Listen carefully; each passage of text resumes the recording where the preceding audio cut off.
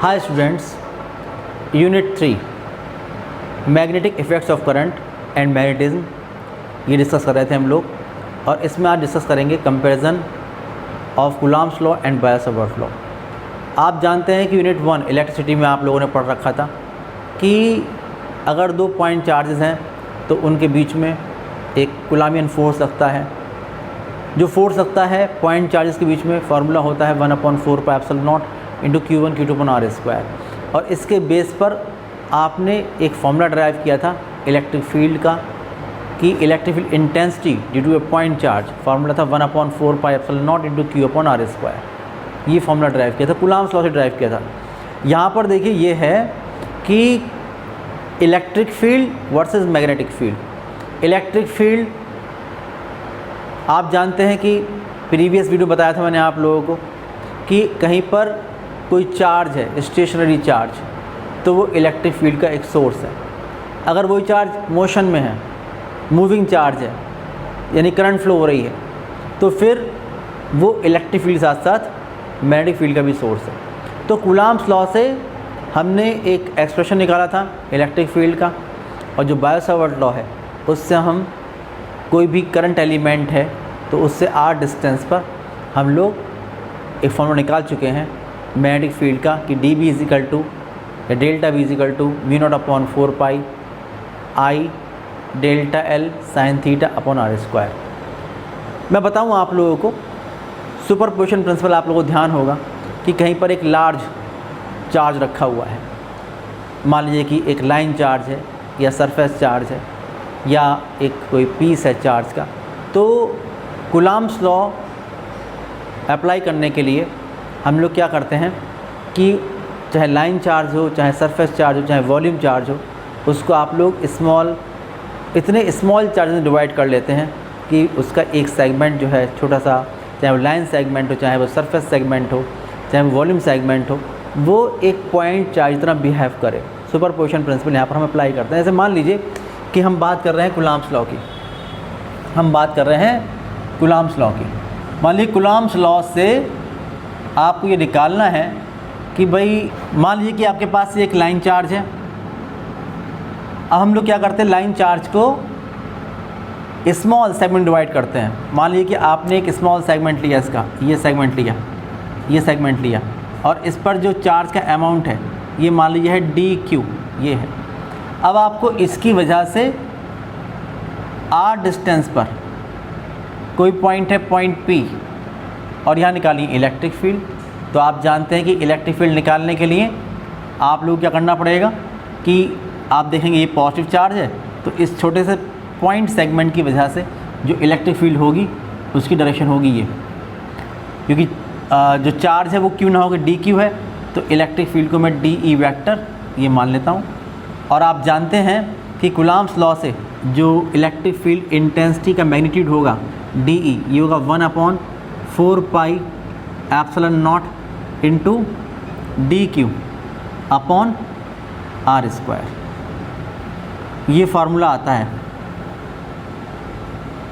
Coulomb's law में। अगर हम बात करेंगे बायो-सावर्ट लॉ की, कल बताया था मैंने आप लोगों को, तो बायो-सावर्ट लॉ में क्या करते हैं, हमारे पास ये करंट कैरिंग वायर है, तो हम इसका भी एक स्मॉल सेगमेंट लेते हैं। ये स्मॉल सेगमेंट लिया, अब इसमें ये जो सेगमेंट है, मान लो करंट फ्लो हो रही है इसके अंदर I, तो जो ये हो गया करंट एलिमेंट, ये हो गया करंट एलिमेंट, क्या हो गया IDL, ये हो गया IDL। कैसी क्वांटिटी होती है, वेक्टर क्वांटिटी होती है। अब अगर आपको किसी पॉइंट, इस पॉइंट पर निकालना है मैग्नेटिक फील्ड, तो इसके मिड पॉइंट को ज्वाइन करेंगे इस पॉइंट से, ये ज्वाइन किया, ये डिस्टेंस r है, ये जो एंगल बन रहा है ये एंगल है थीटा। तो यहाँ पर आप जानते हैं कि जो मैग्नेटिक फील्ड आएगी from right hand palm rule first, current की डायरेक्शन ये है, पॉइंट इस डायरेक्शन में है, तो जो मैग्नेटिक फील्ड आएगी dB वो होगी इनवर्ड डायरेक्शन में, ये होगी dB वेक्टर।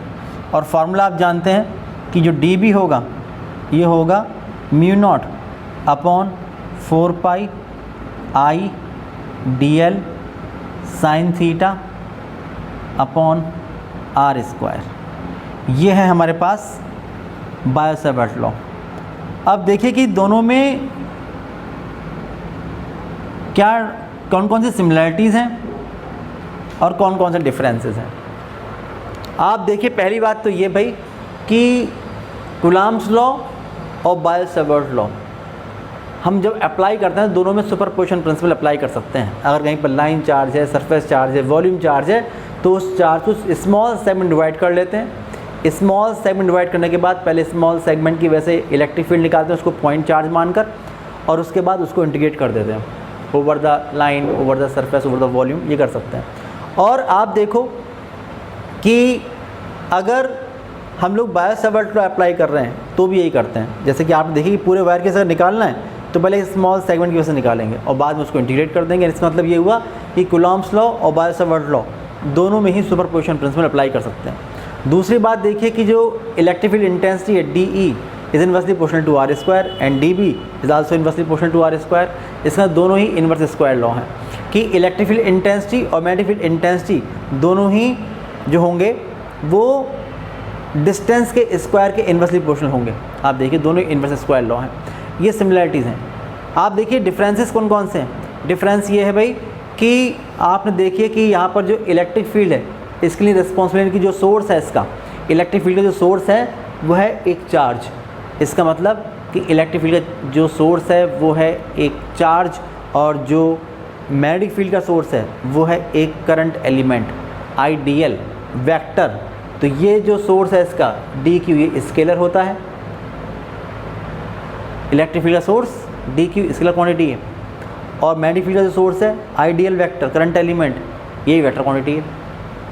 अगली बात देखिए ये आती है कि यहाँ पर आ रहा है साइन थीटा, यहाँ पर कहीं साइन थीटा नहीं आ रहा है। इसका मतलब ये वो जो इलेक्ट्रिक फील्ड इंटेंसिटी होती है वो चार्ज और चार्ज को उस पॉइंट से ज्वाइन करने वाले लाइन के बीच के एंगल पर डिपेंड नहीं करती है, लेकिन यहाँ पर डिपेंडेंस है। आप देखिए यहाँ पर डिपेंड करती है। तो दूसरा जो डिफरेंस है दूसरा वो ये हो जाएगा। तीसरी बात ये कि आप देखो कि अगर ये चार्ज रखा हुआ है, ज़रा सा माइन्यूट चार्ज रखा हुआ है ये, और अगर आपको निकालना है इलेक्ट्रिक फील्ड, अगर ये चार्ज प्लस का है तो अवे फ्रॉम द चार्ज, अगर ये चार्ज नेगेटिव है तो टुवर्ड द चार्ज ये हो जाएगा। इसका मतलब उसी प्लेन में होगी जिस प्लेन में ये चार्ज रखा हुआ है, और आप जो इस चार्ज का मिड पॉइंट है इसको ज्वाइन कर रहे हैं इस पॉइंट P से, तो जिस प्लेन में दोनों लाइन होंगी, ये चार्ज होगा, ये लाइन होगी, उसी प्लेन में इलेक्ट्रिक फील्ड इंटेंसिटी लाई करेगी। लेकिन यहाँ पर ऐसा नहीं है। आप देखिए यहाँ पर करंट एलिमेंट ये लाइन ये है, लेकिन इसको कंटेन करने वाले प्लेन के परपेंडिकुलर आप देखिए कि करंट फ्लो रही है ऐसे तो फील्ड इनवर्ड है, करंट फ्लो रही थी डाउनवर्ड तो आउटवर्ड होती, तो उस प्लेन के परपेंडिकुलर हुआ करती है। तो ये डिफरेंसेस हैं, इसको आप ध्यान रखिएगा। अब हम लोग बहुत ही इंपॉर्टेंट टॉपिक से स्टार्ट करने वाले हैं और वो है एप्लीकेशन ऑफ बायो-सेवर्ट लॉ। देखिए एप्लीकेशंस में फर्स्ट एप्लीकेशन हम लोग डिस्कस करने वाले हैं। हम लोग डिस्कस कर रहे हैं एप्लीकेशंस ऑफ बायो-सेवर्ट लॉ। तो देखिए फर्स्ट एप्लीकेशन डिस्कस कर रहे हैं आज। फर्स्ट एप्लीकेशन है magnetic field due to straight current carrying wire of finite length. हमारे पास एक फाइनाइट लेंथ का करंट कैरिंग वायर है। ये एक करंट कैरिंग वायर है, XY करंट फ्लो रही है ये, और आप देखिए कि मुझे ये डिस्टेंस A पर इस वायर से परपेंडिकुलर डिस्टेंस A पर एक पॉइंट है P, इस पॉइंट पर निकालना है मैग्नेटिक फील्ड। तो जो कि मैंने आपको बताया था कि सुपरपोजिशन प्रिंसिपल इस्तेमाल करते हैं। इस करंट कैरिंग वायर को स्मॉल सेगमेंट में डिवाइड कर लेंगे। मान लीजिए कि आपने बहुत ही स्मॉल सेगमेंट यहाँ पर ये सेगमेंट ले लिया है, ये सेगमेंट बहुत ही स्मॉल है। यहाँ पर फिगर में तो मैंने थोड़ा बड़ा दिखाया है, अदरवाइज़ समझ में नहीं आएगी फिगर, लेकिन ये एक्चुअल में बहुत ही स्मॉल सेगमेंट है और करंट फ्लो रही है इसमें I और DL वेक्टर। तो आइडियल करंट एलिमेंट है। ये पॉइंट मान लीजिए है A, ये पॉइंट मान लीजिए है B, और ये सेगमेंट इतना स्मॉल है कि अगर आप इसके अपर मोस्ट पॉइंट को चाहे तो P से ज्वाइन कीजिए और चाहे लोअर मोस्ट पॉइंट को P से ज्वाइन करिए, ये जो एंगल बनेगा, ये एंगल जो है ये सेम होगा। इतना स्मॉल सेगमेंट है। आप ये मानिए कि जो ये डिस्टेंस है, ये डिस्टेंस स्मॉल r है, इस लाइन एलिमेंट की इस पॉइंट पे इस सेगमेंट की जो डिस्टेंस है ये स्मॉल r है। हम लोग एक परपेंडिकुलर ड्रॉ करेंगे यहाँ से, ये मानिए जो परपेंडिकुलर ड्रॉ किया आपने, ये पॉइंट है m, ये आ गया, और ये जो स्मॉल लाइन सेगमेंट है, लाइन एलिमेंट है, ये बहुत ही स्मॉल एंगल मान लीजिए डी फाई यहाँ पर बना रहा है, और इस जो ये करंट एलिमेंट है इसकी जो पोजीशन है इस लाइन के रिस्पेक्ट में, ये जो एंगल बन रहा है ये मान लीजिए बन रहा है फाई। तो अब आप देखिए कि इस पहले हम क्या करेंगे, इस छोटे से एलिमेंट की वजह से इस पॉइंट पर पहले हम निकालेंगे कि कितना मैग्नेटिक फील्ड है, और उसके बाद उसको इंटीग्रेट कर देंगे। तो उसको निकालने के लिए पहले हम डायरेक्शन निकालेंगे। आप देखिए right hand palm rule first, direction of current ये है, पॉइंट इस तरफ है, तो किस तरफ होगी, इनवर्ड। तो इसकी वजह से यहाँ पर जो मैग्नेटिक फील्ड प्रोड्यूस होगी, ये क्रॉस लगाया, इसका मतलब इनवर्ड है, डी बी वैक्टर ये होगा। और आप देखिए फाई, इसका जो पोजीशन है फाई, तो अपर मोस्ट पॉइंट, क्योंकि ये यहाँ पर एक फाइनाइट डिस्टेंस का, ये फाइनाइट लेंथ का ये वायर है, इसलिए अपर मोस्ट पॉइंट और लोअर मोस्ट पॉइंट एक्स और वाई को यहाँ से ज्वाइन करेंगे, एक्स और वाई को, और देखेंगे इसकी पोजीशन क्या है। तो आप देखेंगे कि जो अपर मोस्ट पॉइंट है एक्स, इसकी जो पोजीशन है ये मान लीजिए प्लस फाई, ऊपर की तरफ इसलिए प्लस फाई 1, और ये जो नीचे की तरफ एंगल बन रहा है ये मान लीजिए है माइनस फाई 2। तो आप जो इंटीग्रेट करेंगे वो इस तरह से करेंगे, ठीक है भाई, ये हो गया। तो अब आप देखिए कि हम लोग बायो सावर्ट लॉ अप्लाई करेंगे, और इस छोटे से करंट एलिमेंट ए बी की वजह से इस पॉइंट पी पर कितना मैग्नेटिक फील्ड होगा ये निकालेंगे। तो आप जानते हैं बायो सावर्ट लॉ पढ़ चुके हैं, ये है बायो सावर्ट लॉ। तो आप लिखेंगे from Biot Savart law, from Biot Savart law D B is equal to mu naught upon 4 pi I D L sine theta upon R square, ये formula होता है। We have magnetic field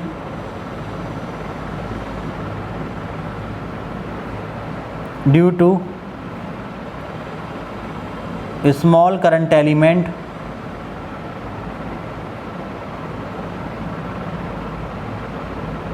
A B at point P.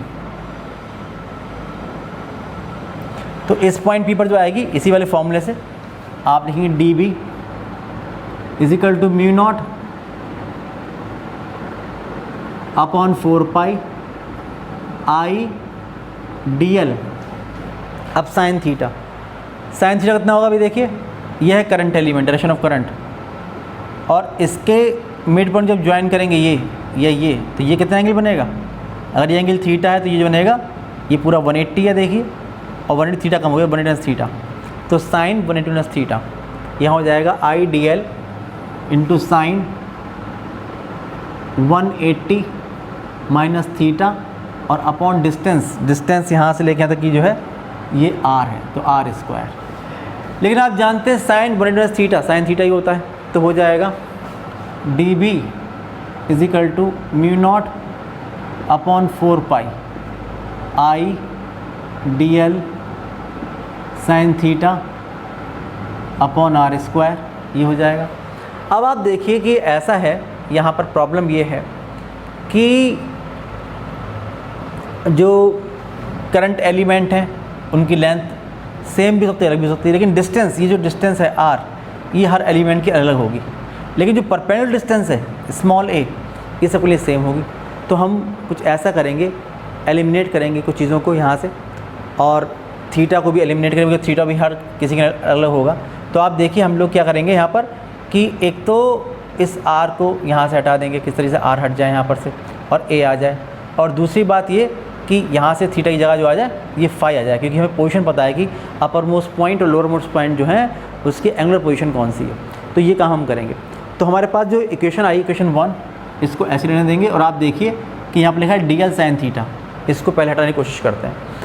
आप देखें कि in triangle A B M, इस triangle में देखिए आप देख रहे हैं कि ये लेंथ कितनी है ए बी, ये लेंथ है भाई डी एल, ये लेंथ है डी एल। तो अगर हम बी एम निकाल लें यहाँ से, तो in from triangle A B M,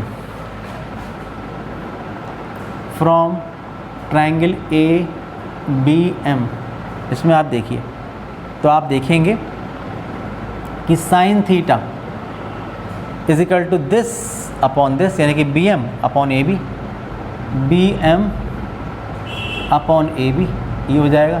तो इसलिए यहाँ से मिलेगा आप लोगों को B M is equal to A B sine theta. A B कितना है, ए बी है डी एल, यानी D L sine theta, equation number 2। And अब आप देखिए triangle P M B, in triangle P B M, P B M, इस triangle देखिए angle is equal to arc upon radius, from angle is equal to arc upon radius. इससे अगर आप discuss करें तो एंगल कितना बन रहा है, ये जो आर्क बना रही है बी एम, कितना एंगल है D phi.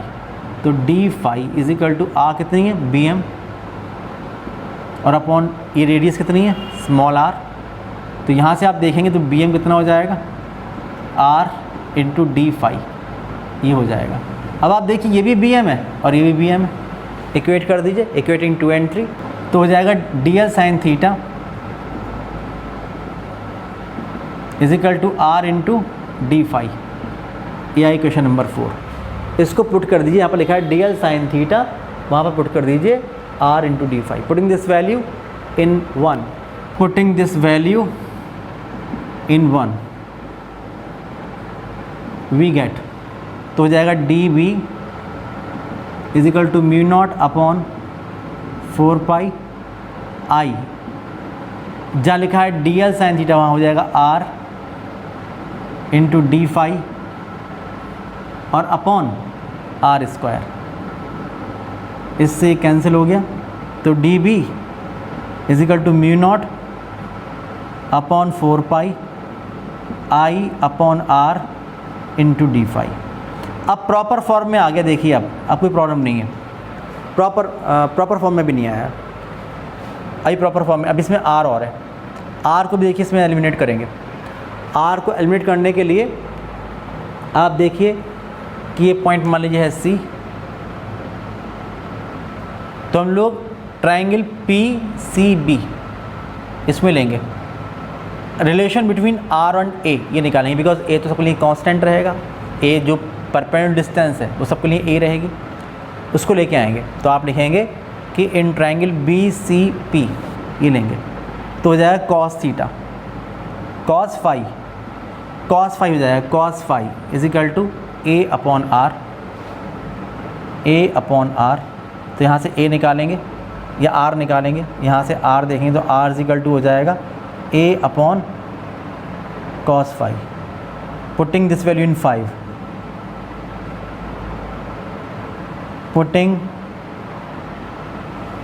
This value in 5 we get, तो हो जाएगा यहाँ पर कि D B is equal to mu naught upon 4 pi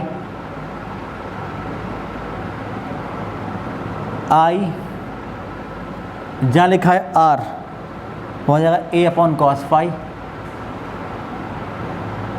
into D phi, इसको ऊपर ले जाइए तो D B is equal to mu naught upon 4 pi I upon A cos phi D phi, equation number 7। अब प्रॉपर फॉर्म में आ गई। आप देखिए कि म्यू नॉट अपॉन 4 पाई एक कांस्टेंट है, आई भी सबके लिए सेम है जितने भी करंट एलिमेंट है, और परपेंडिकुलर डिस्टेंस स्मॉल ए ये भी सेम है।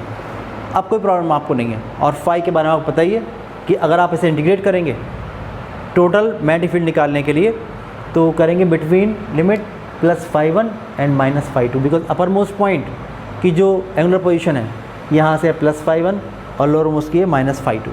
तो इसको आप इंटीग्रेट कर दीजिए, तो net magnetic field due to this current carrying wire of finite length, इसकी वजह से आप लोगों को इस पॉइंट P पर मिल जाएगी मैग्नेटिक फील्ड। आप लिखेंगे कि hence total magnetic field at P due to current carrying wire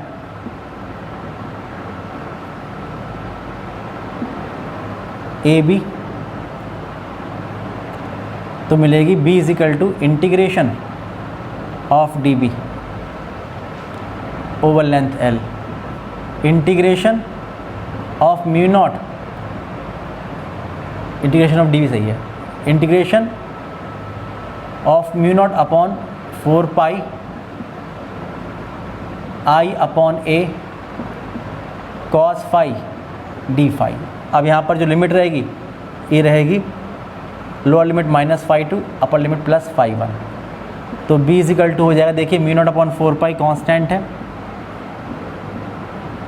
I upon A भी बाहर आ जाएगा इंटीग्रेशन से, और -φ2 से +φ1 के बीच में इंटीग्रेशन रहेगा, कॉस फाई डी फाई। अब कॉस फाई का जो इंटीग्रेशन होगा वो होगा साइन फाई, तो आप लिखेंगे B is equal to mu naught upon 4 pi I upon A cos phi का हो जाएगा साइन फाई, लिमिट लेंगे -φ2 से +φ1, ये लिमिट रहेगी इसकी, वैल्यू पुट करेंगे तो B is equal to mu naught upon 4 pi I upon A,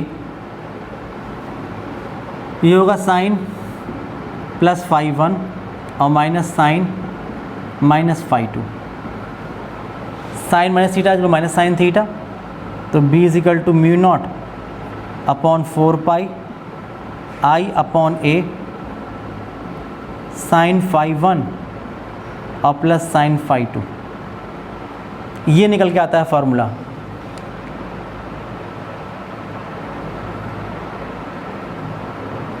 इस केस के लिए ये फार्मूला आता है। अगर आप लोगों को पता है कि कितनी करंट फ्लो हो रही है, आई की वैल्यू कितनी है, जो पॉइंट जिस पॉइंट पर निकालना है हम लोगों को मैग्नेटिक फील्ड, उस पॉइंट की परपेंडिकुलर डिस्टेंस कितनी है इस वायर से, ए पता है।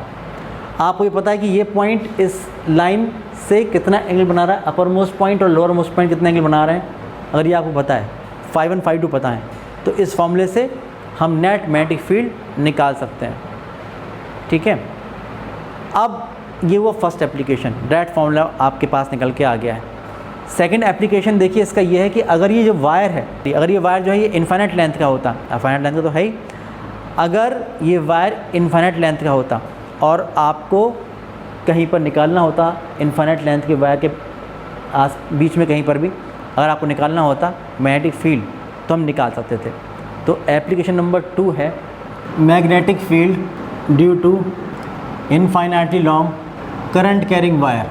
जैसे कि आपने देखा ये वायर था आपके पास, ये वायर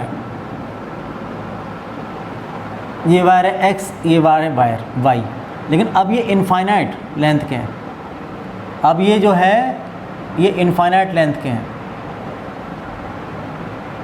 ये पॉइंट जा रहा है इनफाइनाइट, ये भी इनफाइनाइट, और कहीं पॉइंट ये है।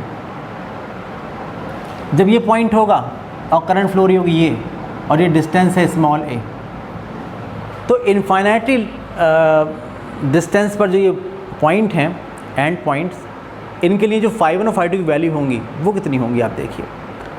अगर आप देखें तो आप देखिए ये φ1 यहाँ से जितना एंगल बना रहा है, अब ये पॉइंट कितना कहाँ है इनफाइनाइट पर, तो जो φ1 होगा वो होगा कितना 90, इससे जो एंगल बनेगा ये बनेगा अप्रॉक्सीमेटली 90, और ऐसे ये वाला पॉइंट कहाँ होगा बहुत दूर इनफाइनाइट पर, तो ये कितना बनेगा 90। तो अगर ये इनफाइनाइटली लॉन्ग वायर है, करंट फ्लो हो रही है इसमें आई, तो जो φ1 ये भी 90 डिग्री होगा, और जो φ2 होगा ये भी 90 डिग्री होगा। तो पुटिंग φ1 एंड φ2 अप्रॉक्सीमेटली 90 डिग्री, आप लिखेंगे कि in this case φ1 approximately to φ2 approximately π/2, ये हो जाएगा। Putting this value in a, putting this value in A, we get, तो b हो जाएगा mu naught upon 4 pi I upon A, यहाँ पर पुट करेंगे पाई बाई 2, यहाँ पर पाई बाई 2 पुट करेंगे तो साइन पाई बाई 2 और plus sine pi by 2, mu naught upon 4 pi I upon A, ये 1 प्लस 1 ये हो जाएगा।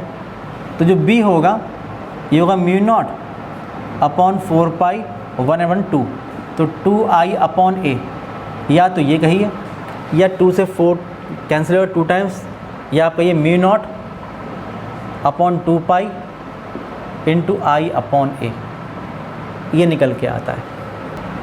आप देखिए इसमें एक स्पेशल केस देखिए कि near of current carrying wire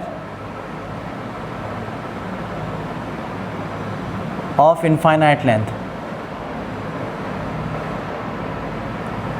आप देखिए कि अगर ये पॉइंट यहाँ नहीं होता, इनफाइनाइटली लॉन्ग वायर है और उस वायर के हम लोग एक एंड पहुँच गए, तो इसके लिए जो एंगल होगा देखिए, ये तो ये इसी लाइन को यहाँ ज्वाइन करेंगे और ये एंगल फाई 1 कितना होगा, ये वाला जो एंगल होगा वो होगा 0। अगर हम लोग यहाँ पर हैं, अगर हम लोग यहाँ पर हैं, मैं बता रहा हूँ आप लोगों को, आप देखिए कि हम लोग ये इनफाइनाइट लेंथ का वायर हम लोग एक एंड पर हैं, या फिर ये है कि इस एंड पर हैं और यहाँ पर इनफाइनाइट लेंथ है।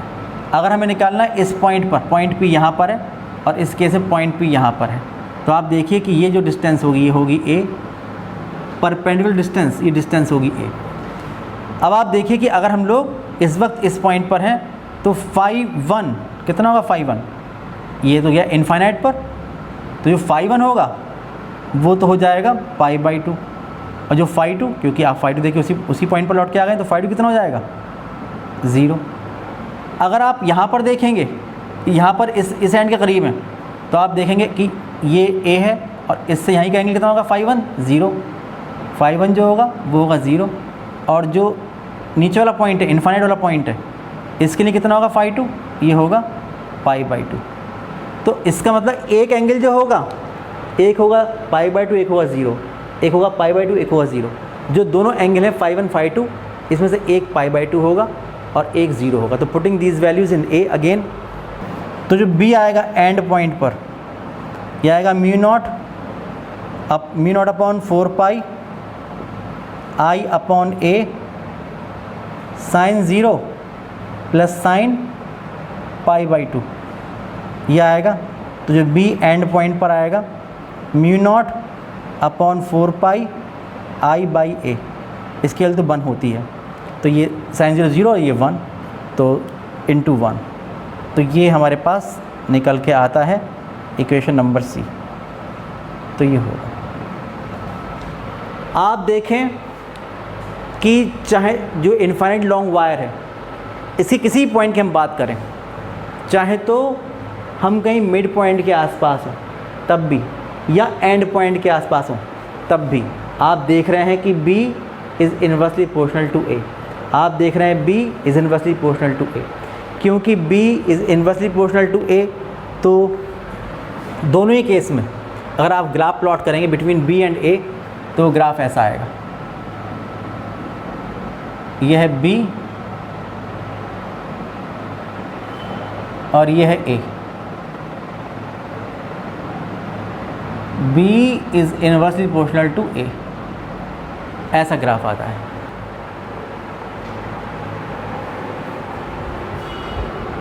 तो ये बहुत ही इंपॉर्टेंट आर्टिकल मैंने डिस्कस किया है आज, इसको आप ढंग से करिएगा। नेक्स्ट वीडियो में जो बाकी के एप्लीकेशंस हैं, इसके जो और भी इंपॉर्टेंट एप्लीकेशंस हैं, उनको हम डिस्कस करेंगे। तब तक के लिए बाय बाय।